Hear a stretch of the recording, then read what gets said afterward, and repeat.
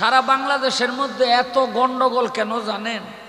এই যে গ্রামে গ্রামে ঝগড়া, বাড়িতে বাড়িতে ঝগড়া, মহল্লায় মহল্লায় ঝগড়া, একমাত্র বেমুরিদান দেখা। যত জ্বালা ততই ভালা, পোড়াইয়া বানাইলো সাধু। যারাই আমায় মন্দ বলে তারাই আমার প্রাণের বন্ধু।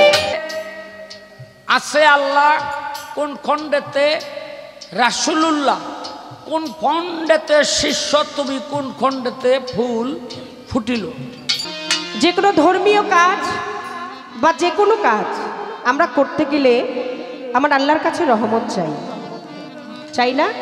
প্রথমত চলায় বলায় আসা যাওয়ায় সব কিছুতেই সর্বপ্রথম বলি বিসমিল্লাহির রহমানির রাহিম। সকল প্রশংসা কার? আমার আল্লাহর। আর রহমানে রাহিম, যিনি দয়ালু হতে অতি দয়ালু, মালিক ইয়াউমিদ্দিন, তিনি হচ্ছে বিচার দিবসে স্বামী।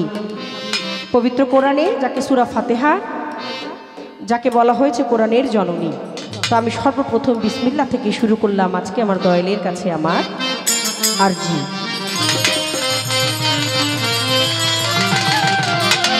বিসমিল্লাহর বীজ 10 খণ্ড হইল, বলো গুরু আমায় বলো কেন বিসমিল্লাহর বীজ 10 খণ্ড হইল, বলো গুরু আমায় বলো।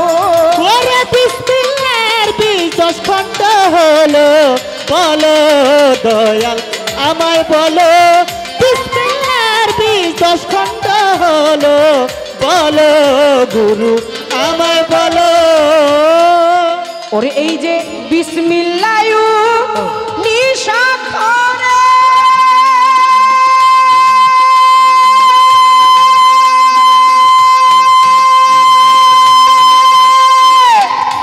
কোন জায়গাতে এক নম্বরে আর বীজ 10 খণ্ড রে। ওরে এই বিসমিল্লাহ নিশাখরে কোন জায়গাতে এক নম্বরে, কোন জায়গাতে গুরু এক রহিল, কোন জায়গাতে এক রহিল, কোন জায়গাতে এক রহিল, বলো বিষয় খুলে বলো। বিসমিল্লাহর বীজ 10 খণ্ড হইল, বলো গুরু আমায় বলো। ওরে বিসমিল্লাহর বীজ 10 খণ্ড হলো, বলো গুরু আমায় বলো। বিসমিল্লাহর বীজ 10 খণ্ড হলো, বলো গুরু আমায় বলো। কোন খণ্ডতে আছেন আল্লাহ আমার, কোন খণ্ডতে আছে রাসূল আল্লাহ, কোন খণ্ডতে আছে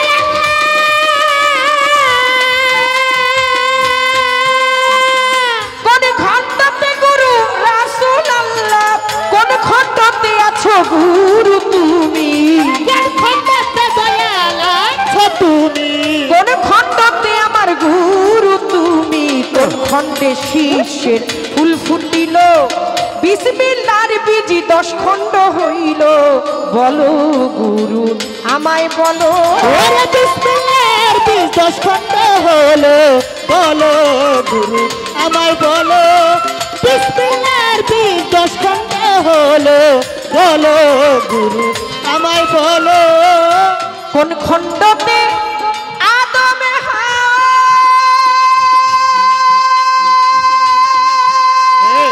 কোন খণ্ডতে আমার আসা যাওয়া, কোন খণ্ডতে আদম হাওয়া,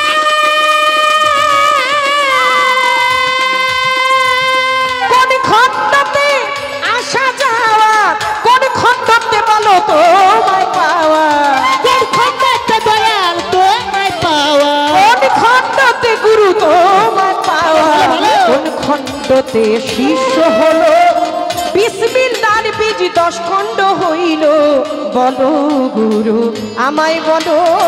বিসমিল্লাহর বীজ 10 খণ্ড হলো, বলো গুরু আমায় বলো।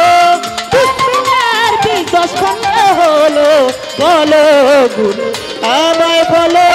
বিসমিল্লাহর বীজ 10 খণ্ড হইল, বলো গুরু আমায় বলো। বিসমিল্লাহর বীজ 10 খণ্ড হইল, বলো গুরু আমার বলো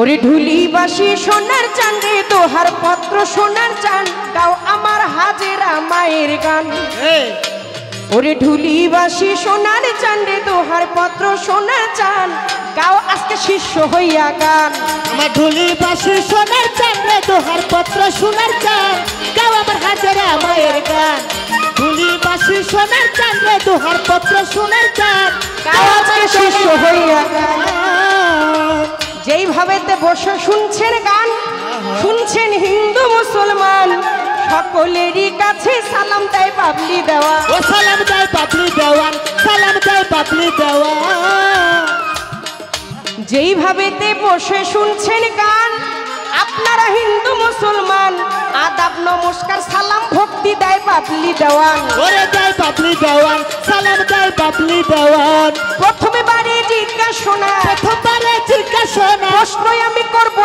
একখানা আমি করবো একখানা প্রথমে বাড়ি জিজ্ঞাসা প্রশ্ন করতে চাই একখানা বসে শুনবে না সে গান গাওয়াকে শিষ্য হইয়া গান ধুলিবাসী সোনার চান রে দোহার পত্র সোনার চান গাওয়াইসকা শিষ্য হইয়া গান আমার ঢুলি বাসি সোনার চান রে দোহার পত্র সোনার চান গাও আমার দয়ালের গান আমার ঢুলি বাসি সোনার চান রে দোহার পত্র সোনার চান গাও আমার হাজের আমার গান এইটা বৃহত্তম ফরিদপুর হয় তাই তো বাবলির মনে কত আনন্দ রয় এরে এই অঞ্চলে বয়াতি গান বিচার লোকেই কয় ওরে বিচার লোকে কয় ওরে বিচার লোকে কয় বৃহত্তর ফরিদপুর সকলের জানাই কবি গান বিচার গান নাম কিন্তু পাই এই গান রে এক এক জেলায় এক এক নাম নাম ধইরা কয় ঢাকায় এইটা খারাইয়া গায় তাই তো এর খারা কাওয়ালি কয়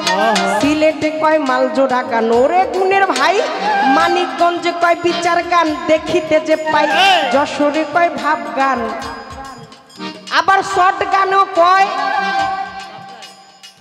কুষ্টিয়ায় গেলে রে ফকিরি গান কয় যত দামি শাড়ি বাবলি সরকার পড়ুক আর যত দামি পাঞ্জাবি শালম সরকার পড়ুক একজন আরেকজনকে বলবে যে দেখ দেখ ফকিরের সাথে ফকির নিয়ে এসেছে এটাই একটা প্রেম এটাই একটা ভাব আর এই বৃহত্তম ফরিদপুরে দাঁড়িয়ে বাউল বিচার গান করাটা এটা অনেক কঠিন কারণ আপনাদের এই অঞ্চলের মানুষ গান শোনে না গান সত্যি সত্যিই খায় কারণ এই বৃহত্তম ফরিদপুরে রয়ে গেছেন আমার আল্লাহর আউলিয়া আমার আল্লাহর আউলিয়ার মাজার রয়ে গেছেন বিসমিল্লাহ শাহ রয়ে গেছেন পল্লী কবি জসিমউদ্দিন রয়ে গেছেন এই গান গাইতে গাইতে যিনি যার নাম আউলিয়া খাতায় লেখা হয়ে গেছে গাইবি হালিম যার নিদর্শনে যার ওই বুক ভরা প্রচেষ্টা এবং যার আমি বলবো যার আদর্শে আজকে এখানে আমি বাবলি সরকার দাঁড়িয়ে গান করতে পারছি এই নারী কুলে থেকে তিনি হচ্ছেন মা হাজেরা বিবি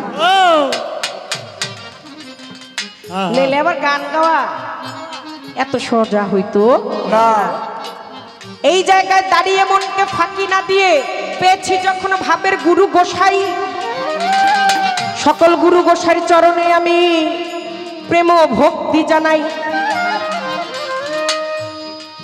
দুই চোখের জল আর প্রেম ভক্তি ছাড়া তোমার দেবার মতো আর তো কিছু না আমি কি দিয়া ভজিব তোমারে বান্ধব রে খুঁজিয়া না পাই আমি কি আর আমার আসি আমার বলতে নাই ওরে আমার ভান্ডারির চরণে যেন লুইটা পড়ি ভাই ওরে লুইটা পড়ি হায় রে লুইটা পড়ি হায় বিসমিল্লাহর বীজ 10 খণ্ড হইল বলো গুরু আমায় বল বিসমিল্লাহ সারমন গুরু শিষ্যের পালা থেকে এই গানে যে কথাগুলো আছে এই কথাগুলো যদি আজকে আমি আপনাদের হয়ে বললাম মূলত পক্ষে গুরু গাইবেন আজকে শাহলম সরকার সাহেব এবং আপনারা আপনাদের বিচক্ষণতা নিয়ে আজকে গুরু হয়ে গুরুর ওই আসনে বসে থাকবেন ও বিসমিল্লার বীজ 10 খণ্ড হইল বলো গুরু আমায় বলো। এই যে বিসমিল্লা লিখতে যে 19টি অক্ষর, বিসমিল্লা 19 অক্ষরে কোন জায়গাতে এক কম পড়ে, কোন জায়গাতে এক রহিল বলো গুরু আমায় বলো। আরে বলো এই বিসমিল্লার মধ্যে কোন খণ্ডতে আমার আল্লাহ, হ্যাঁ কোন খণ্ডতে আমার রাসূল আল্লাহ, কোন খণ্ডতে গুরু তুমি, কোন খণ্ডে আমি শিষ্য হলো। বলো কোন খণ্ডতে আছে আদম হাওয়া। এই যে সূচনা, আমার আল্লাহ পাক অনাদিরূপে যখন একাকিত্বভাবে বসবাস করছিলেন, কিছুই বলতে কিছুই ছিল না। এই কিছু বলতেই কিছু ছিল না। সর্বপ্রথম যা সৃষ্টি করলেন তা হচ্ছে হাকিকতে মুহাম্মাদিয়া, আমার দয়াল নবীর নূর, আমার দয়াল নবীর নূরে। এবং তারপরে যেটা খণ্ড খণ্ড ভাগ হয়ে আউয়ালুমা খালাকাল মিন ইশক, এক সৃষ্টি হইলেন ওই আমার আল্লাহর নবীর নূরে এবং প্রেমে এই তামাম জাহান সৃষ্টি হয়েছে। সুবহানাল্লাহ। আর এই মানুষ সৃষ্টি হয়েছে কেন? মানুষ বানাইছে আল্লাহ প্রেমের কারণে, ওরে মানুষ বানাইছে আল্লাহ প্রেমের কারণে। প্রেমের ডুরি বাইন ধরে মুর্শিদের শোনে, প্রেমের ডুরি বাইন ধরে মুর্শিদের শোনে। ওরে মানুষ বানাইছে আল্লাহ প্রেমের কারণে, ওরে মানুষ বানাইছে আল্লাহ প্রেমের কারণে। প্রেমের ডুরি বাইন ধরে মুর্শিদের। এটা আমার মা হাজেরা বিবির বাণী, আমার দয়ালের বাণী। মানব বাগান সৃষ্টি হয়েছে প্রেমের কারণে। তাহলে ওই যে সিলসিলা পথ, কোন খণ্ডতে আদম হওয়া, কোন খণ্ডতে আসা যাওয়া, কোন খণ্ডতে গুরু তোমায় পাওয়া, কোন খণ্ডে আমার এই ভক্তের ফুল ফুটিল।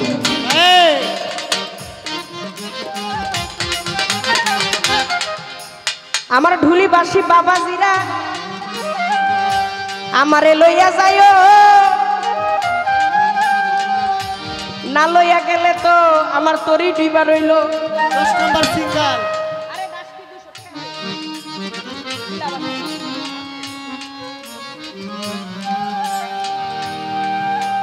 আজকে গুরু হইয়া গুরুর ভাব নিয়া গাইবে পাল্লা গান, না কানলে মায় কোনোদিন দুগ্ধ দেয় না। কথা কয় বাবলি দেওয়ার। একটা ছোট্ট বাচ্চাকে নিয়ে মাতা শোয়াই দিয়া তার প্রতিদিনের কাজ কর্ম করে। যদিও বা উঠান ঝাড়ু দেয়, বাবার জন্য ভাত রান্না করে, মশলা বাটে, কাপড় চুপুর কাচে, ধান পান লয়, কিন্তু কানটা থাকে তার সন্তান আছে ঘরে। এইদিকে কাজ করে আর ওইদিকে কানটা থাকে। কখন বাবলি চিৎকার দিয়ে কাঁদবে আর ডাকবে, ভাষা বলি না ফুটিলে ওয়া ওয়া কইয়া, আর তখনই যাইব মায় বুকের দুগ্ধ খাওয়াইবার লাগিয়া। শিষ্যের বলা গান লয়ে যদি আমি একটু খাতির করে গান গাই, তাহলে আজকের গান হবে না? না, ভক্তকুলের কিছু পাওয়া হবে হবে না। না। শুরু করলাম, তবে স্কুলে ভর্তি হইতে হইলে একটা ফি দিতে হয় মাস্টার। ওইটা যদি না দেওয়া যায় তাহলে কখনো কোনোদিন স্কুলে অ্যাডমিশনের ব্যাপারটা হয় না। তা আমার আর দেওয়ার কি আছে? সবই তো তোমার, টাকা তোমার, বাড়ি তোমার, গাড়ি তোমার, সবই তোমার। আমিও তোমার, আমার বলতে কিছু নাই। তাই তো প্রথমবারে তোমার চরণে একটা প্রেম ভক্তি দিয়া তোমার কাছ থেকে স্বীকৃতি নিয়ে সারা জীবনের বাঁধনে বন্ধনে তোমাকে আমি আবদ্ধ করতে চাই। সুমন দেওয়ান দয়ালের একটা টান চাই। দয়াল রে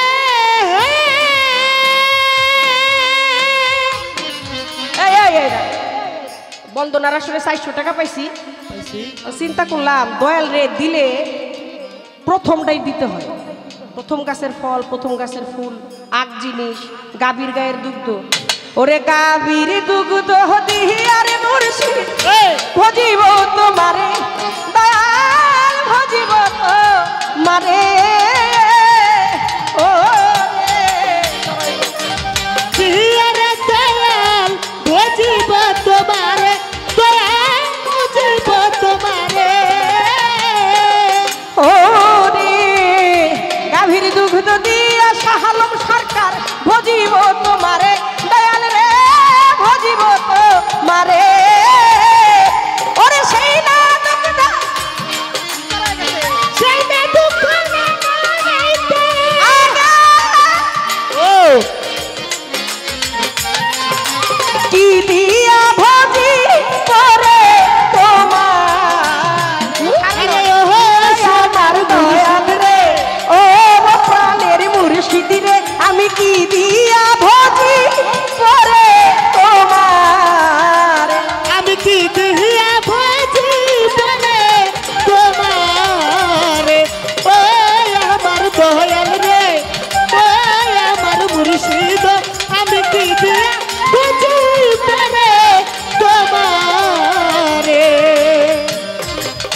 বুঝছো না কাদির ভাই কি করতে হইব? চওড়া হইয়া গেছে, কোনো কিছু করার নাই। আমার দয়াল জানি তোরাই নিবে, আমি ওই আশাতে পচাই, ওইখান থেকে কাইটা দিবেন আসেন যত ভাই। প্রথমবারে গান থেকে এই গানটি আপনার চরণে রাখলাম, যতটুকু আপনার মনে হয় যে আপনার ভক্তকুলকে আপনার বোঝানোর, আপনি ততটুকুই দিয়ে যায়।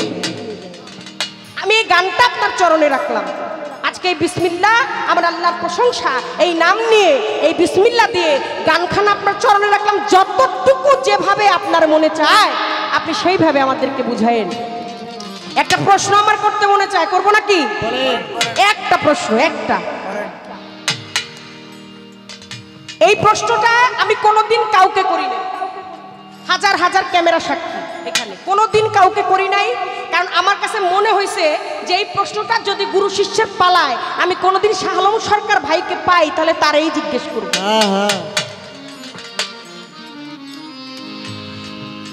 আমার দয়াল নবী নবুয়ত প্রাপ্তি হইলেন, তখন দয়াল নবীর বয়স ছিলেন 40 বছর 8 মাস 6 দিন। কত বাবা?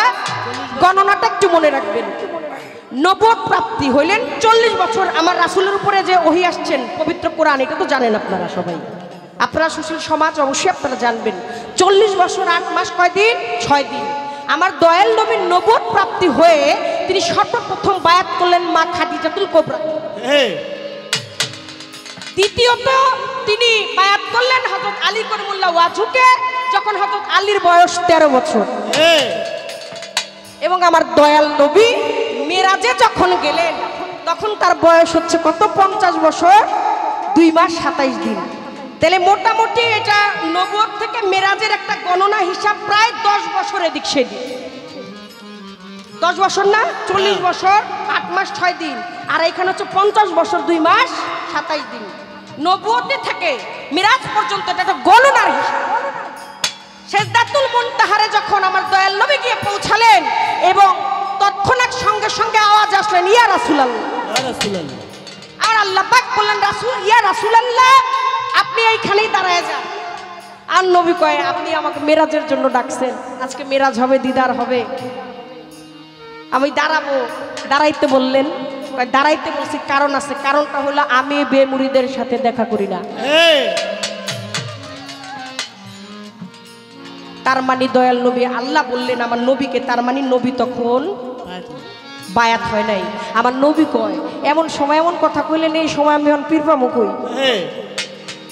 আল্লাহ কয়, আপনি তো চোখ বন্ধ করেন, চোখ বন্ধ করে হাতটা দিয়ে দেন, বাড়ায় দেন, হাত বাড়ায় দেখে মিলন হয়ে গেছে। তো 2 হাতে, একই হাতে, কার হাতে সেই ধরে বলেন। তরিকা মতে আগে মুরিদ হইতে হয়, তারপরে মুরিদ করতে হয়। 50 বছর 2 মাস 27 দিনে সিদরাতুল মুনতাহারের সামনে যাওয়ার পরে আল্লাহ কয়, দাঁড়ান, বেমুরিদের লগে দেখা করি না। আর 40 বছর 8 মাস 6 দিনের দিনে আইসা সে নবুয়ত প্রাপ্তি হয়ে সর্বপ্রথম মুরিদ করলেন মা খাদিজাতুল কুবরাকে, এবং দ্বিতীয়ত মুরিদ করলেন হযরত আলী করিমুল্লাহ ওয়াজহুকে। তরিকা মতে ভাব অর্থ কোথায় কি আছে একটু জানতে চাই। প্রশ্ন নাই, এটা মনের একটা ভাব হতে পারে না? পারে। কারণ আমার আল্লাহ পাক আমার নবীকে সৃজন না করলে কোনো কিছু সৃজন করতেন না। সম্পূর্ণ এই মারফতে, শরীয়ত, তরিকত, হাকিকত, ইলমে মারফত, 4টাই হচ্ছে আমার দয়াল নবীর।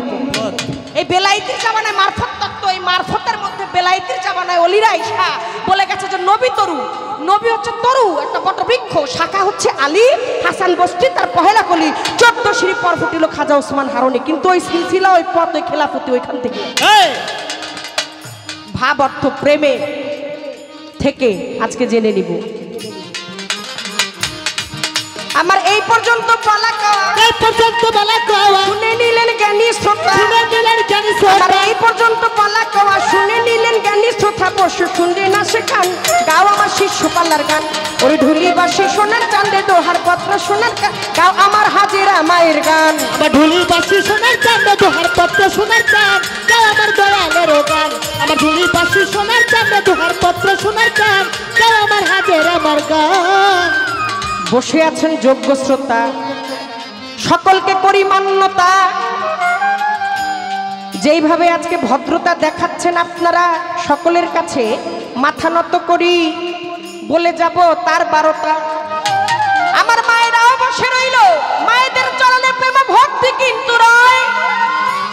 আজকে ভক্ত হইয়া আমার হাজেরা মায়ের ওই চরণে কোটি কোটি আমার ভক্তি দিয়া মাথা নত করতেই রয়।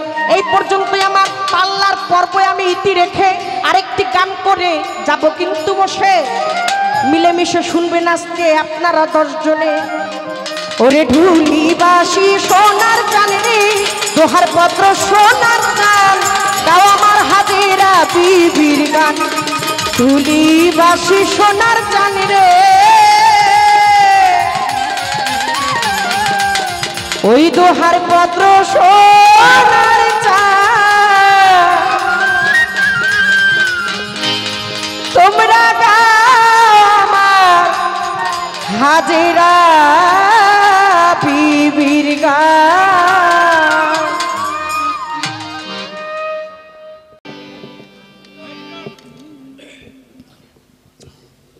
হ্যালো, আজকের পালা হলো গুরু শিষ্য।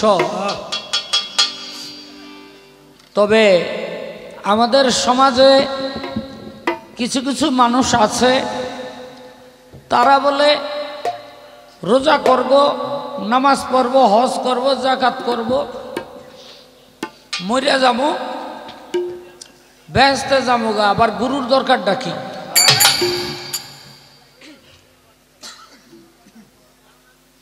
আবার কেউ কেউ আছে তারা বলে না, অবশ্যই একজন গুরুর দরকার আছে। এখন কেউ বলে গুরুর দরকার নাই, কেউ বলে গুরুর দরকার আছে। ছোট করে কেউ বলে গুরুর দরকার নাই, কেউ বলে গুরুর দরকার। এই কি চুপ করে।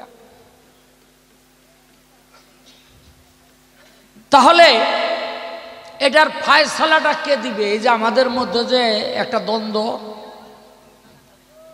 এটার ফায়সালাটা দিবে হলো আমাদের ধর্ম। এই ইউটিউবার, এই ফায়সালাটা দিবে হইল আমাদের ধর্মগ্রন্থ, আমাদের শাস্ত্র।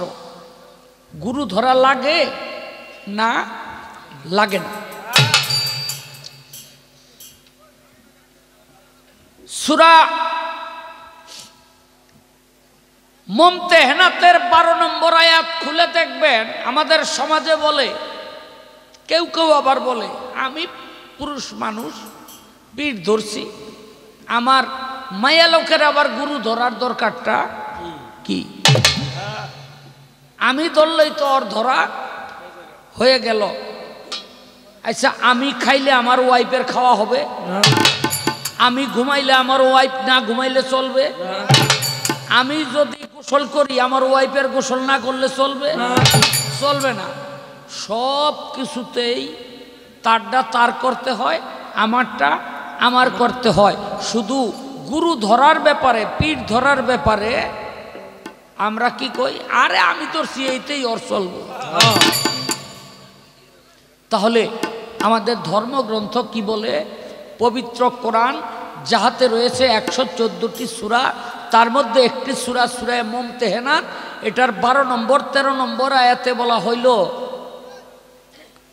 হে রাসূল, রাতের অন্ধকারে যারা আপনার হাতে হাত দিয়া বায়াত হওয়ার জন্য আসছে, বায়াতের মূল বাংলা হলো অঙ্গীকার, মনে রাখবেন। অঙ্গীকার মানে হলো শপথ করা। হ্যাঁ, কিভাবে? আল্লাহর রসুলের হাতে হাত দিয়া বায়াত গ্রহণ করা বা অঙ্গীকার করা। হে রাসূল, রাতের অন্ধকারে যারা আপনার হাতে হাত দিয়া বায়াত হওয়ার জন্য আসছে, এদের থেকে যদি আপনি মুখ ফিরাইয়া নেন, যারা প্রতিশ্রুতি দিচ্ছে জেনা করবে না, চুরি করবে না, ব্যভিচার করবে না, প্রতিবেশীর সাথে দুর্ব্যবহার করবে না, নিজ কন্যা সন্তানদেরকে জীবন্ত কবর দেবে না, এদের থেকে যদি আপনি মুখ ফিরাইয়া নেন, এরা যদি বিপদগামী থাকিয়া যায়, তাহলে এই দায় কিন্তু আখেরাতে আপনারই নিতে হবে। এখন রসুল বায়াত করতে ইস্তত বোধ করলো কেন? এরা ছিল ভাই, এই যে মাঝখানে যারা এত কথা বলতেছেন, মেহরবানি করে এই কথা, বাউল গানটা কিন্তু যাত্রা গানের মতো না যে আপনারা কথা কইবেন আর নর্তকীরা নাচবো, রাত শেষ হয়ে যাবে। আস্তে তো কেন ইস্ততবোধ করলেন? মক্কা বিজয়ের পরে রাতের অন্ধকারে কাফেরদের স্ত্রীরা আমার নবীর কাছে আসলো মুসলমান হওয়ার জন্য বা বায়াত হওয়ার জন্য। আপনারা যারা সৌদি আরব গেছেন তারা জানেন, হ্যাঁ তারা জানেন বাংলাদেশের নীলা পাগলি আর বাবলি ওটার ধারে কাছেও যাইতে পারবো না। কামের বেডিরা যেই সুন্দরী সৌদির, আরে আমাকে ভারতবর্ষের ঐশ্বরিয়া রাইফেল, হ্যাঁ এর আইছে মুরিদ হওয়ার জন্য।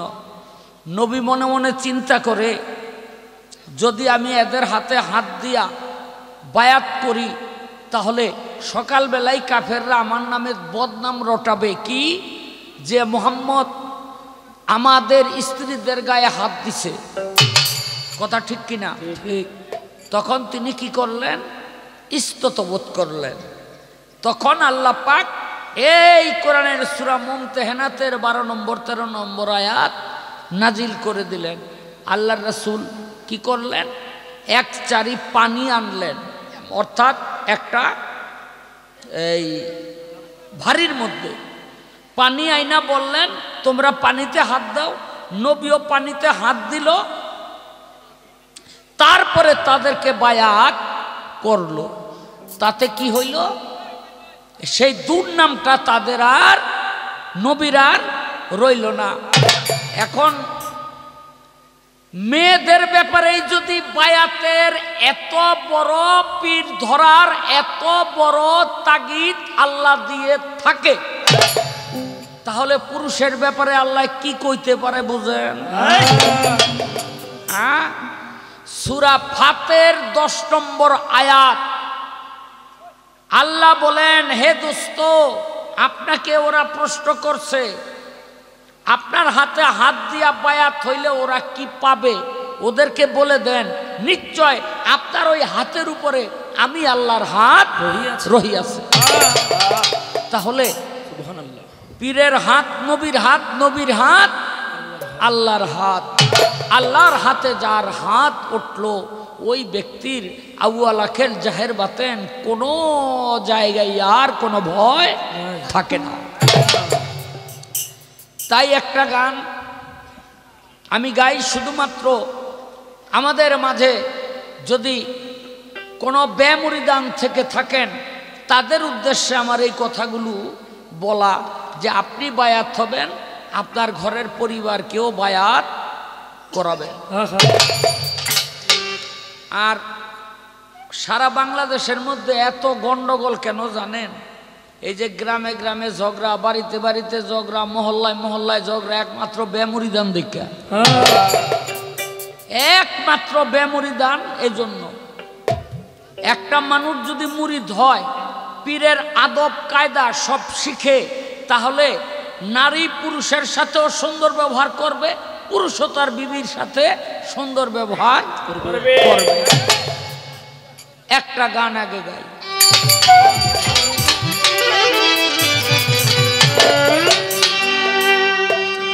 ওরে ডুব দিলে রূপ দেখতে পাবি, রে ডুব দিলে রূপ দেখতে পাবি, রে ডুব দিলে রূপ দেখতে পাবি, রে আমি খোদে মহাজন গুরুদীপ সাগরে ডুবে দে করে আমার মন, গুরুদীপ সাগরে ডুবে দে করে আমার মন। তুই ডুব দিলে রূপ দেখতে পাবি, রে তুই ডুব দিলে রূপ দেখতে পাবি রে পাবি খুঁজে মহাজন গুরুর রূপ সাগরে ডুবে দে করে পাগল মন গুরুর রূপ সাগরে ডুবে দে করে পাগল মন যখন তোর হবে রে খাটি দেখবি নদীর উজান ভাটি কোথায় কি রত তোরে মন যখন তোর হবে রে খাটি দেখবি নদীর উজান ভাটি কোথায় কি রত দিল যখন তোর হবে রে খাটি দেখবি নদীর উজান ভাটি কোথায় কি রত সেই সাগরের গম্ভীরে সেই সাগরের গম্ভীরে সেই সাগরের গম্ভীরে কত মানিকার কাঞ্চন গুরু রূপ সাগরে করে পাগল মন গুরুর রূপ সাগরে ডুবে দে করে পাগল ও গুরু ডুব দিলে রূপ দেখতে পাবি রে ও তুই ডুব দিলে রূপ দেখতে পাবি রে পাবি খুঁজে মহাজন গুরুর রূপ সাগরে ডুবে দে করে পাগল মন গুরুর রূপ সাগরে ডুবে দে করে পাগল মন অনুরাগের বান্ডা কিলে কত সাধু মহৎ ভেসে চলে বিজলির মতো করে মন অনুরাগের বান্দা কিলে কত সাধু মহৎ ভেসে চলে বিজলির মতো অনুরাগের বান্ডা কিলে সাধু মহৎ ভেসে চলে বিজলির মতো আকাশ বন্ধ কারে রে ও তোরে আকাশ পাতাল শূন্য কারে রে আকাশ পাতাল কারে রে জরে বিচরণ গুরু সাগরে ডুবে দে করে পাগল মোহন গুরুর রূপ সাগরে ডুবে দে করে পাগল ওরে তুই ডুব দিলে রূপ দেখতে পাবি রে ও তুই ডুব দিলে রূপ দেখতে পাবি রে আমি খুঁজে মহাজন গুরুর রূপ সাগরে ডুবে দে করে পাগল মোহন গুরুর রূপ সাগরে ডুবে দে করে পাগল নদীর পারে বসে ভাবছে আমার মন ঢেউকনিয়ার সময় দেখি আসেনি কখন নদীর কোলে বসে ভাবছে আমার মন ঢেউকনিয়ার সময় দেখি আসেনি কখন পারে বসে ভাবছে আমার মন ঢেউকনিয়ার সময় দেখি আসেনি কখন আমার দিন যে ফুরাইয়া গেল রে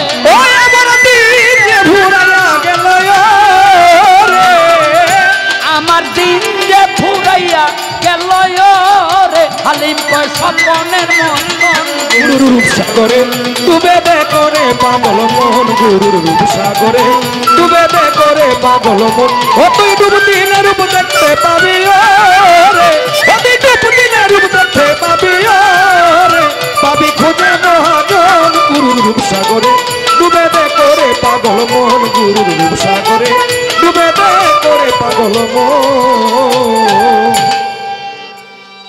ওরে যত জ্বালা ততই ভালো ওরে যত জ্বালা তত ভালা যত জ্বালা ততই ভালা পোড়াইয়া বানাইলো সাধু যারাই আমায় মন্দ বলে তারাই আমার প্রাণের বন্ধু যারাই আমায় মন্দ বলে তারাই আমার প্রাণের ওরে যত জ্বালা ততই ভালা যত জ্বালা ততই ভালা যত জ্বালা ততই ভালা পোড়াইয়া বানাইলো সাধু যারাই আমায় মন্দ বলে তারাই আমার পরম বন্ধু যারাই আমার মন্দ বলে তারাই আমার পরম বন্ধু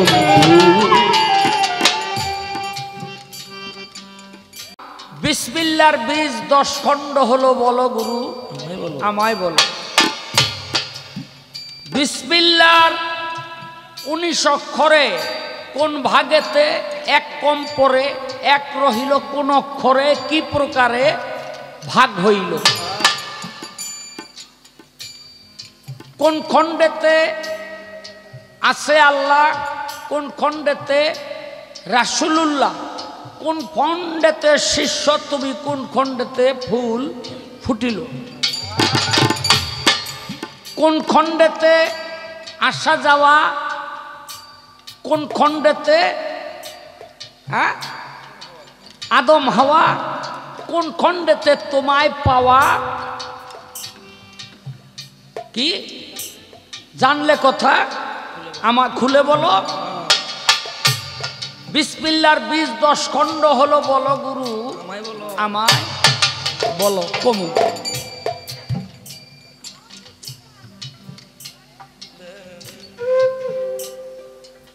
বলতে হবে।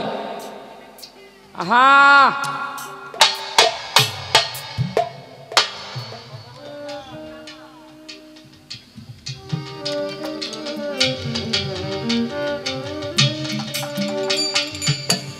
দেখেন, আরেকটি প্রশ্ন করছে, বেমুরিদান কখনো মুরিদ করতে পারে না। নবী 40 বৎসর 8 বার 6 দিন বয়সে নবুয়তি পাইল। পাওয়ার পরে সর্বপ্রথম বায়াত করলো বিবি খাদিজাকে, 2 নম্বরে বায়াত করলো হযরত আলী কলিমুল্লাহ ওয়াজহুকে। এখন নবী বায়াত হইল কবে? 50 বৎসর 2 মাস 27 দিন বয়স যখন গেল মেরাজে। তাইলে নবী 40 বৎসরে করলো মুরিদ, আর 50 বৎসরে করলো নিজে হইল মুরিদ। মুরিদ না হইয়া সে আবার মুরিদ কেমনে করে? কি কইতাম রে ভাই, বেয়াদবি মাফ করবেন। আমাকে বয়াতিগের মধ্যে কিছু মানুষ মুরিদ করা আরম্ভ করে দিছে, খোঁজ নিয়ে জানা গেল ওরা পীরেই ধরে নাই।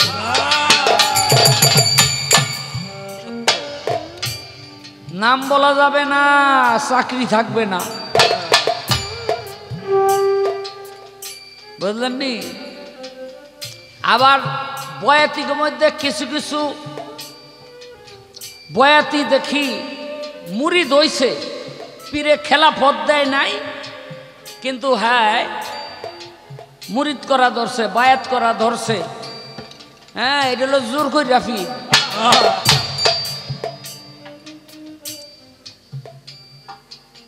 আসলে বায়াত না হয়ে, খেলাফত না পাইলে কখনো বায়াত করা যায় না। পীরের থাইকা 5টি জিনিস কখনো ভক্ত চাইয়া নিতে পারে না। পীরের থাইকা 5টা জিনিস ভক্ত কোনোদিন কোনো অবস্থায় চাইয়া নিতে পারে না, যার একটা হলো খেলাফত। যার একটা হলো খেলাফত। আপনি যত বড় উপযুক্ত হন না কেন, পীরের কাছে গিয়া বলতে পারবেন না বাবা আমারে খেলাফত দেন। বহু মানুষ আমার কাছে মুরিদ হইতেছে। আরে কি আমার কথাটা বুঝে আসে? যে 5টা জিনিসের মধ্যে একটা হলো খেলাফত। এ বাবলি সরকার, তুমি বলবা যার বাকি 4টা কি, যা তুমি আমার থেকে চাইয়া নিতে পারবা না?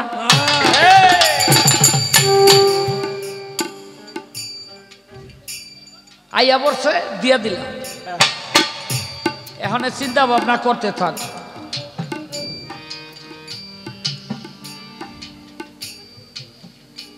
এই যে গানটা করলো, জবাব করব। আগে নবীর ব্যাপারটা মীমাংসা করি। আল্লাহ পাক গুপ্ত রত্ন ধনাগারে ওয়াহাদাতের বাগানে ছিলেন। সহস্রার মানে রহস্যাবৃত একটি এলাকা। আমাদের এখানে মুসলমান যেমন আছে তেমন সনাতন ধর্মের লোকও আছে, খুব খেয়াল করে শুনবেন। আর মুসলমানেরা বলে সহস্রার, আর হিন্দুরা বলে, সনাতন ধর্মের লোক বলে গোলকধাম। এই গোলকধাম কি? সেই গোলকধামও মহাশূন্যে একটি রহস্যাবৃত এলাকা। সেখানে শ্রীকৃষ্ণ একেশ্বর ছিলেন, তিনি ওই গোলকধাম থেকে একেশ্বরের থেকে দোসর সৃষ্টি করবেন। চিন্তা করতে করতে তার অঙ্গ প্রত্যঙ্গ থেকে বিভিন্ন সৃষ্টি তিনি করতে আরম্ভ করলেন। যেমন রাধা, রাধার আরেক নাম হলো রাধিকা, রাধিকার আরেক নাম হলো প্রাণাধিকা। কেন প্রাণাধিকা বলে? রাধা শ্রীকৃষ্ণের প্রাণ থেকে সৃষ্টি হয়েছে, এই জন্য রাধাকে বলে প্রাণ আধিকা, অর্থাৎ প্রাণের চেয়েও অধিক। বেয়াদবি মাফ করবেন, আমরা বিয়া শাদী কইরা বউ ঘরে আইনা কই তোরে দাসী বান্দি হিসাবে আনছি, তুই হইল আমার চাকরানি। কথা ঠিক কিনা? ব্যাঠি কইলে আমারে কইবেন, ঠিক কিনা? ঠিক। একজনে বউরে রানী রানী কইয়া ডাকে, বউ তো খুশি। একদিন খুব উলুমুলু কইরা কইতাছে, আচ্ছা তুমি আমার রানী রানী কও কেন? আমার নাম তো সখিনা। কয় দূর, তোমার কি আমি রানী হাতে কই? কয় কেন, কি লেগা কও? কয় আমি কই হইল চাকরানি নামটা অনেক বড় না।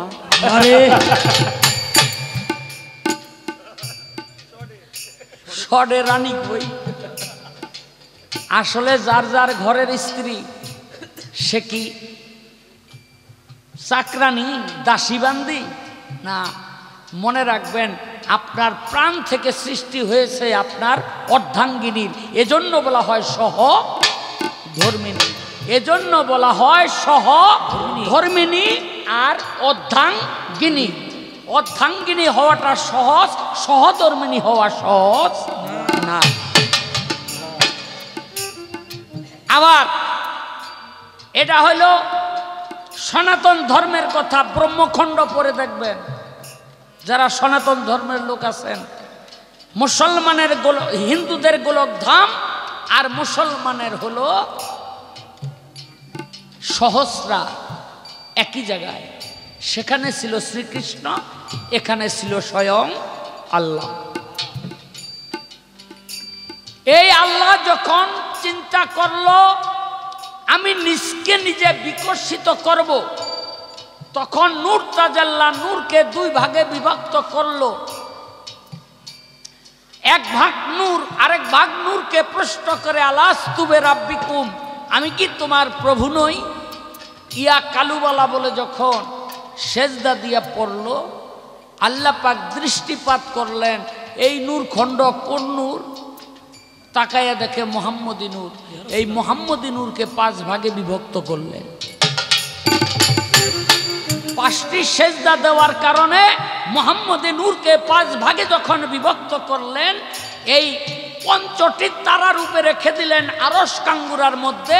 নূর জপতে আরম্ভ করলো, লা ইলাহা ইল্লাল্লাহ, লা ইলাহা ইল্লাল্লাহ। 70,000 বছর পর আল্লাহ পাক আওয়াজ দিয়ে বললেন, লা ইলাহা ইল্লাল্লাহর পাশে আরো একটি নাম আছে, সেটি হলো মুহাম্মাদের রাসূলুল্লাহ।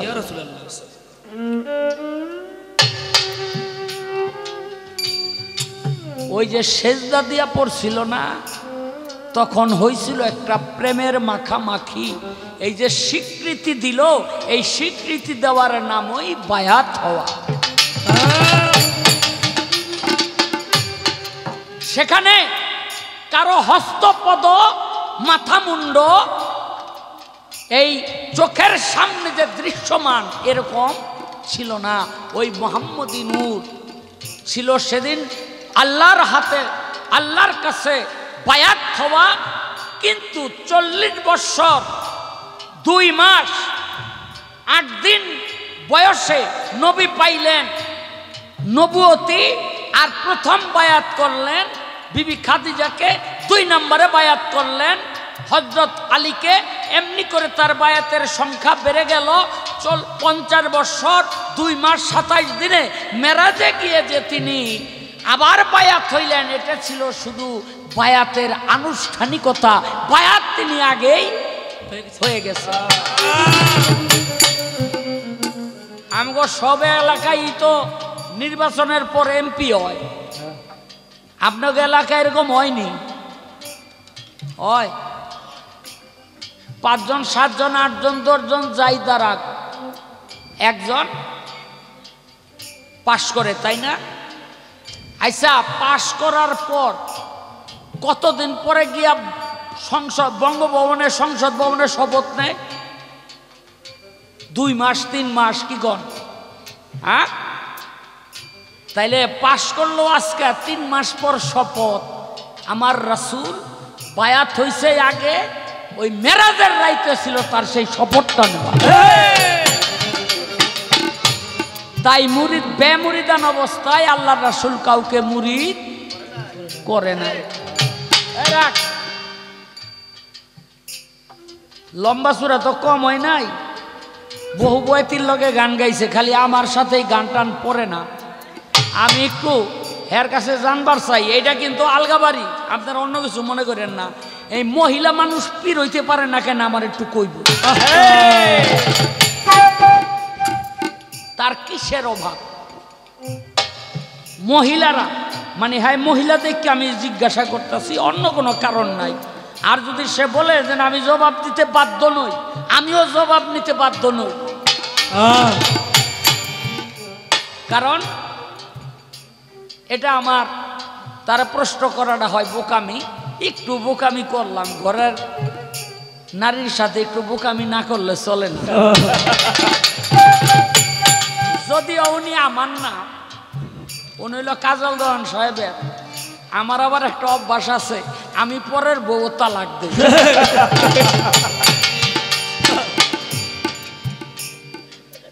কারণ ভুলে ও তালাক লই আর নিজের কাছে যাই না। কারণ আমার একটা ভাই যদি আড়াই হালাই আর জোগাড় করতে পারব না, এই জন্যই এলোই ওখানে যাই না। এই জন্যই প্রশ্নটা করলাম। আস্তে ওই যে আপনাকে মনে আসেনি, বিসমিল্লার বীজ 10 খণ্ড হলো, বলো গুরু আমায় বলো। একটি গান আছে, এই একটি গানের মাধ্যমে তার প্রশ্নের জবাব হয়ে যাবে। কম সাধনায় কে কোথায় পায় প্রেম সুধা অমূল্য রতন, প্রেমিক হলে চিনতে পারে সূক্ষ্ম প্রেমের মূল মহাজন। এই যে ভাগগুলো যে করা হয়েছে একটু খেয়াল করবেন। একদিন নিজের প্রেমে নিজেই পরোয়ার, প্রেম সহ্য করতে নারে ধরিলেন আকার, দেখাইতে সেই প্রেমের সুপথ, নিজ নূরে গড়লেন মুহাম্মদ, করিতে প্রেমের সহব্বত, মিমালিপে হইল মিলন। মিমালিপে প্রেমের মিলন হয়, বেআসিয়া ভক্ত হইয়া ভক্তি দিয়া রয়, তাই আলিপে খুশি হইয়া নিজের মুক্তা বেকে দিয়া। আমার রাসূল হইল ফুল, ভ্রমর আইল মধু খাইতে।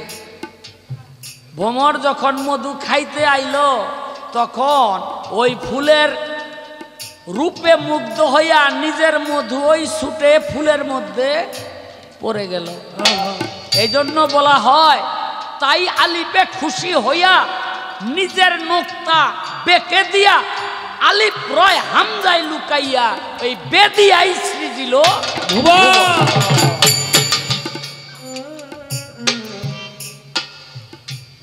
মিম যখন হয় মাসুক হারা, বন্ধুর প্রেমে যোগ ধিয়ানে হয় মাতোয়ারা। মিমের নোক্তায় আদম বানাইল, আদমে আল্লাহ লুকাইল, হাওয়ার সনে যুগ ধরিল, তাই মানুষের হলো সৃজন।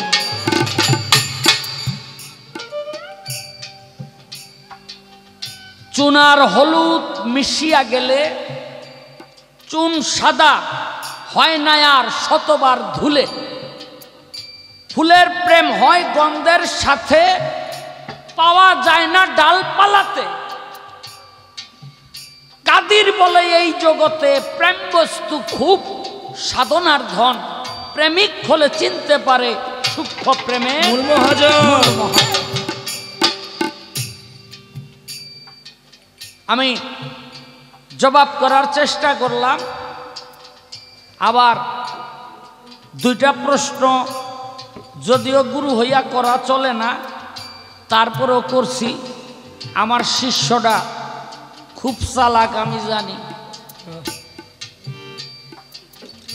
আপনাকে ফকির আবুল ভাই চিনেন না? খুব আধ্যাত্মিক গায়ক। এই ফকির আবুল ভাই একটা কথা কয়, এক চেঙ্গরে এক পীরের কাছে গিয়া মুরিদ হইছে। শখের বসে এরকম মুরিদ হয় না, দেখা দেখি। তো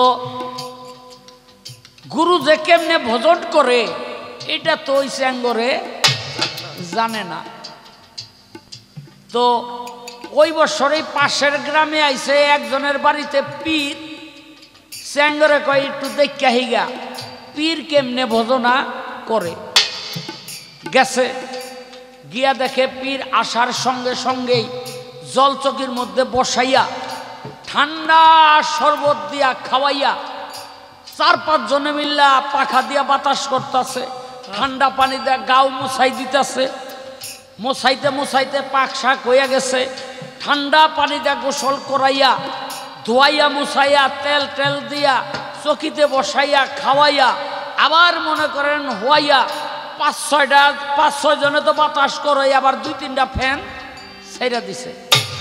চেঙ্গরে কয় ও মুর্শিদ তাইলে এইভাবে ভজনা করে। 3-4 মাস ও পর ও ওর বাড়িতে পীর ডাক করে আনছে, আহেন বাবা ভজন আমি শিক্ষা গেছি।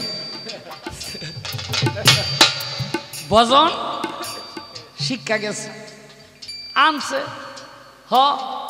জলচকের মধ্যে বহাইয়া ঠান্ডা শরবত খাওয়াইয়া ঠান্ডা পানি দিয়া পোছাইয়া পাছাইয়া বাতাস বুতাস কইরা গোসল মশল করাইয়া ঠান্ডা পানি দিয়া তেল মালিশ কইরা খাওয়াইয়া লইয়া ঘরের মধ্যে শোয়াইয়া 5-6টা ফ্যান ছাইরা দিয়া 7-8 জনে বাতাস করতেছে। চাইয়া দেহে গুরু ভেটকি দিয়া মইরা দিছে। আরে আমার ভজনে গুরু মরল কেন? পাশের গ্রামে যে পীরাইছিল ওইটা ছিল গরমের দিন, আর ওর বাড়িতে পীর ডাক করে আনছে শীতের দিনে। ওই পীরা ছিল একটু তরতাজা, আর এই পীর হইল একটু বয়স্ক। এই ঠান্ডা সহ্য করতে না পাইরা ভেটকি দিয়া রয়েছে মইরা। অনেক সেরায় গ্রাম বইরা কান্দে ঘুরে আর কয় আমি ভক্ত তো ভালাইয়া ছিলাম, আমার গুরু তো ভজনে টিকল না। মানে আজকে ভাই ভজনে টিকি কিনা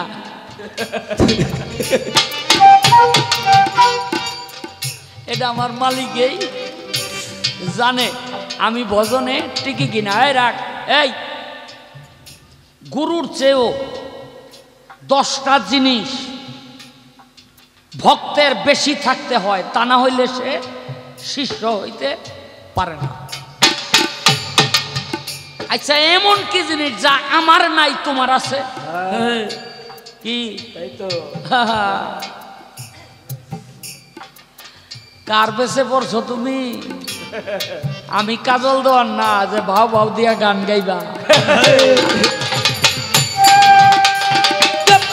ততই ভালা যত জ্বালা ততই ভালা, যতই জ্বালা ততই ভালা। পড়াইয়া বানাইল সাধু, যারাই আমার মন্দ বলে তারাই আমার পরম বন্ধু, যারাই আমার মন্দ বলে তারাই আমার পরম বন্ধু, যারাই আমায় মন্দ বলে তারাই আমার পরম বন্ধু।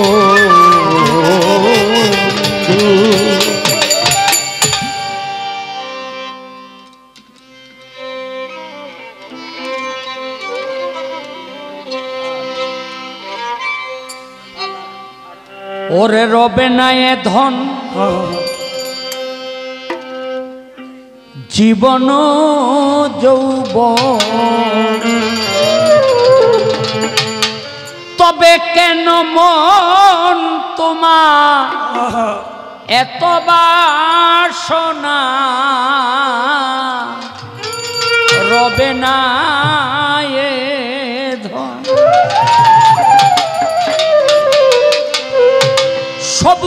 দেশে বই দেখিতম কোষে তৃষ্ণারে ভেসে পেয়ে যন্ত্রণা রবে নায়ে ধন জীবন যৌবন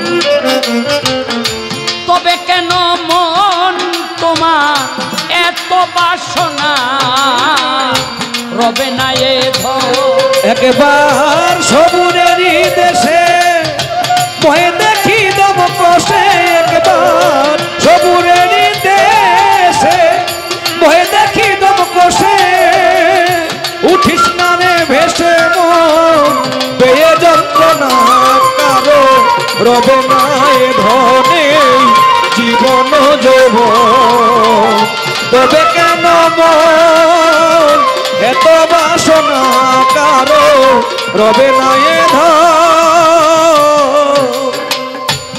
বাবারে ছোট করে তোর বেলাটা কমা রবে না এ ধন জীবন ও যৌবন তবে কেন মন এত বাসনা সনাতন ধর্মে এক দেবতা আছে নাম তার নারদ এই নারদ নারায়ণের কাছে গিয়ে বলে প্রভু জগৎ সংসারে আমার ভক্তের কোনো অভাব নাই গল্প শুনতে শুনতে নারায়ণ একদিন বলে নারদ রে তোর ভক্ত বাড়ি আমার একটু নিয়ে যাবি একটা ভক্ত বাড়ি তোর দেখে আসি নিয়ে গেছে ভক্তের বাড়ির দরজার সামনে গিয়া ডাক আরম্ভ করছে কে নারদ ভক্তের বউ দরজা খুললা কয় উনি বাড়িতে নাই 3 দিন পর আইব আপনারা 3 দিন পরে আইয়েন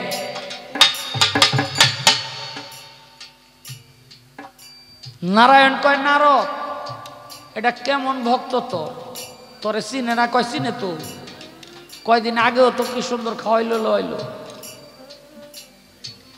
কয় তো আয় বুঝছি বাড়ির থেকে বাইরে হয়ে যাইব নারায়ণ বর দিল এই বাড়ি ধন সম্পদ সমস্ত কিছুতে যেন ভরপুর হয়ে যায় নারায়ণ যারে বর দেয় তার কোনো অভাব থাকে কি কোনো অভাব থাকে কোনো অভাব থাকে না তো নারায়ণ কয় নারদ রে আমারও একটা ভক্ত বাড়ি আছে যাবি কয় চলে নারায়ণ নারদকে নিয়ে চলে গেছে তার এক ভক্ত বাড়ি দরজার সামনে গিয়ে ডাক দিছে ভক্তের নাম ধরে ভিতর থেকে ভক্তের স্ত্রী বলে আপনারা কারা বলে আমি তোমার স্বামীর গুরু হায় হায় রে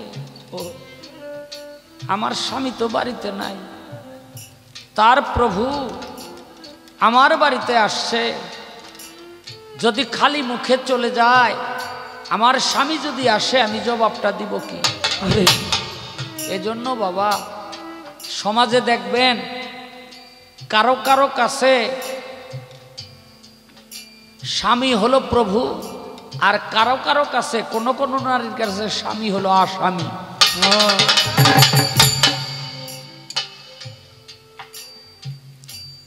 ধরা দেবী সুন্দর করে বসাইয়া ঘরের মধ্যে চলে গেছে পাক শাক করার জন্য হাড়ির মধ্যে হাত দিয়া দেখে পাক করার মতো কিছুই নাই পাশের বাড়ি গিয়ে বলে আমাকে একটু চাল ডাল দাও অতিথি এসছে আমি তাদেরকে খাওয়াবো আর নারায়ণ ভক্ত বাড়িতে বইয়া বইয়া যে বাড়িতেই যায় তাদের হৃদয়ের মধ্যে তালা মাইরা দিছে দিবি না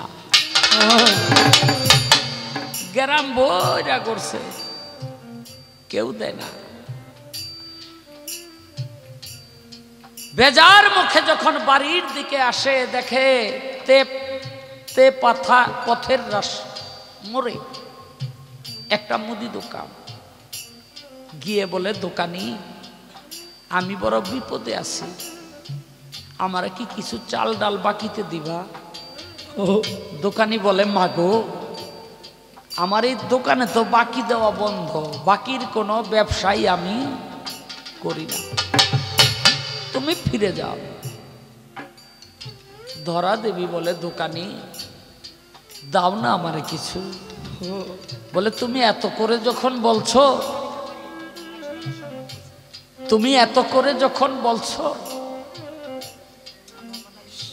আমার যা চাহিদা তা যদি তুমি দিতে পারো, আমি তোমাকে কিছু চাল ডাল দিব। বলে, কি? বলে, মাগো তোমার স্তন দুইটা বড় সুন্দর, একটা স্তন কেটে যদি আমাকে দাও তোমার বিপদ সেরে যাবে।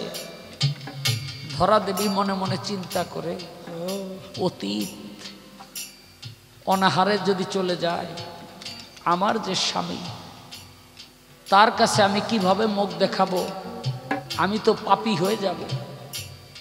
একটা স্তন কেটে দিয়ে কিছু চাল ডাল নিয়ে রান্না করে নারায়ণ আর নারদকে খেতে দিয়েছে।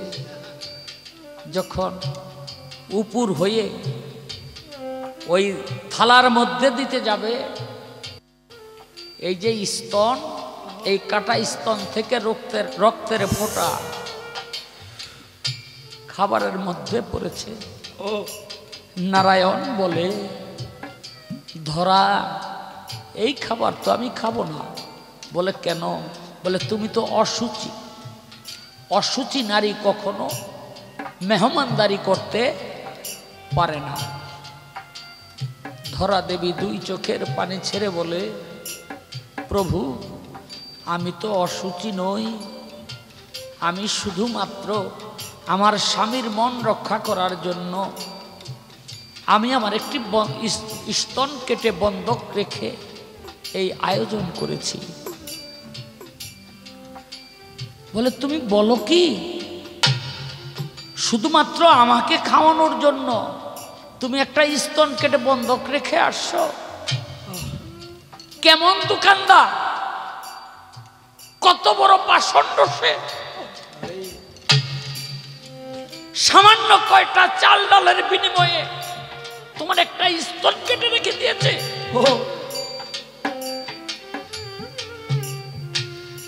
তুমি কি তারে চিনো? বলে, প্রভু একটিবারও আমি তার চেহারার দিকে তাকাই নাই। বলে, আমি এখন তার কাছে তোমাকে নিয়ে যাব, তুমি তারে দেখলে চিনবে? বলে, আমার চেনার একটা উপায় আছে। বলে, কি? বলে, যতক্ষণ আমি তার সাথে কথা বলেছি ততক্ষণ আমি শুধু তার পাও দুটির দিকে তাকানো ছিলাম। নারায়ণ বলে, ধরা রে, সেই পাও দুইটা দেখলে তুই কি এখন চিনতে পারবি? বলে, হ্যাঁ। পাও দুইটা বাইর করে দিছে, কয় এই পাও। ধরা ভক্তি দিয়া পড়ে গেছে নারায়ণের পায়ের মধ্যে। নারায়ণ বলে, ধরা রে, একটা বার যদি ওই দোকানের চেহারার দিকে তাকাতি তাহলে দেখতে পাতিস যে সেই দোকানে ছিলাম আমি। তুই কি জানিস না ওখানে কোশ্চিন কালেও কোনো দোকান ছিল না? হঠাৎ করে সেই দোকান কোথা থেকে এলো? কুদরতের একটি পান্দানের মধ্যে সেই কাটা স্তন এনে নারায়ণ তাকে পূর্ণাঙ্গ রূপে সুস্থ করে দিলেন। ধরা দেবী ভক্তি দিয়ে নারায়ণকে বাড়ি থেকে বিদায় দিলেন। বাড়ির উঠোনের সামনে দাঁড়িয়ে নারায়ণ বলে, ধরাকে তোমরা কি করে চলাফেরা করো?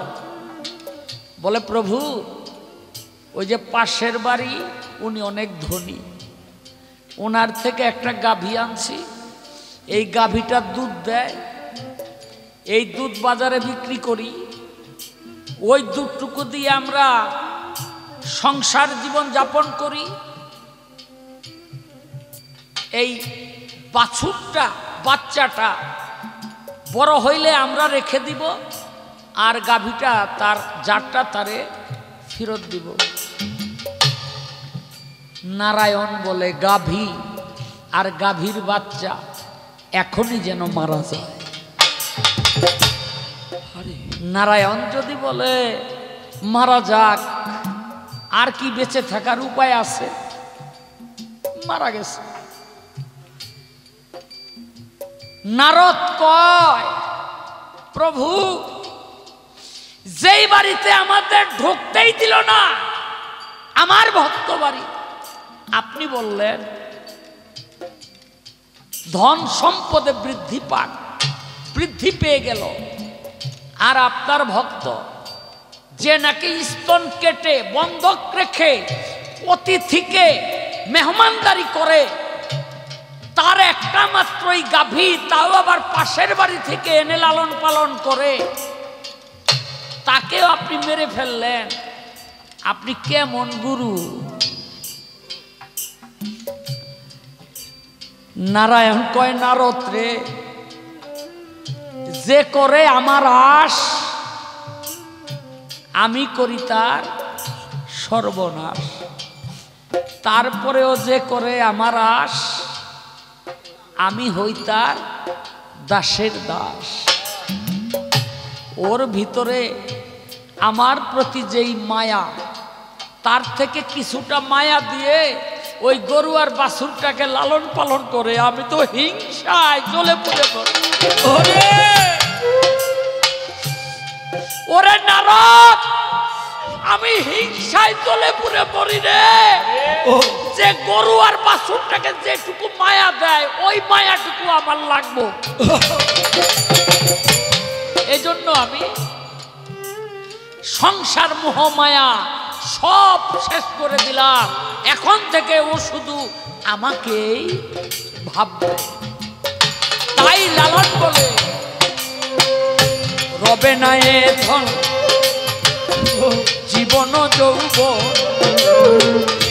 তবে কেন মন তোমার এত বাসনা?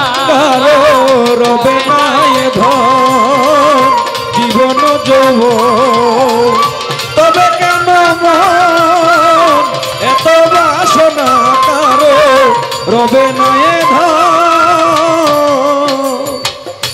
যে করে কালা চরণের আশা, জানো না রে মন তার ঘটে দুর্দশা।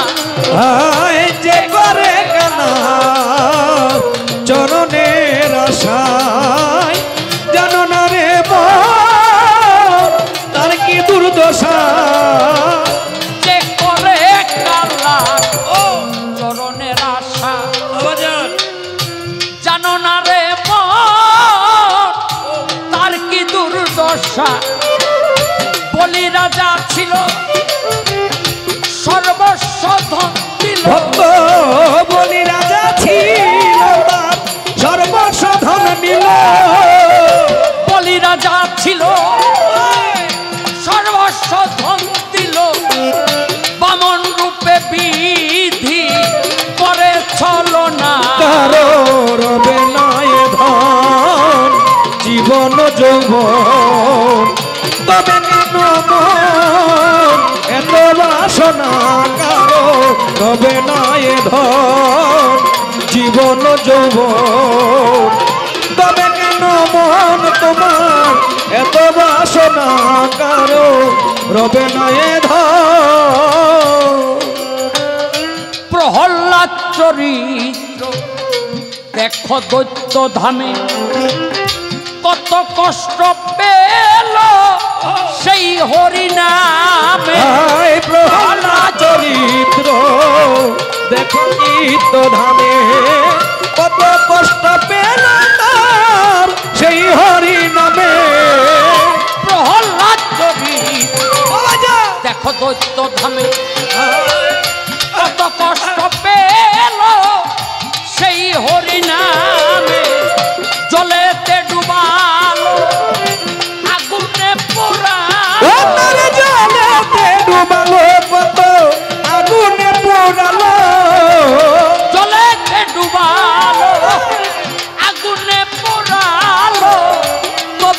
ছাড়িল শ্রীরাম সাধনা কারো রবে নাই ধন জীবন যৌবন তবে কেন মন এত বাসনা কারো রবে নাই ধন জীবন যৌবন তবে কেন মন তোমার এত বাসনা কারো রবে নাই ধন কর্ণ রাজা ভবে বড় দাতা ছিল অতিথি সেবায় তার পুত্রকে নাশিল হায় কর্ণ রাজা ভবে বড় দাতা ছিল অতিথি রূপে তার পুত্রকে নাশিল কর্ণ রাজা ভবে বড় দাতা ছিল অতিথি সেবায় তার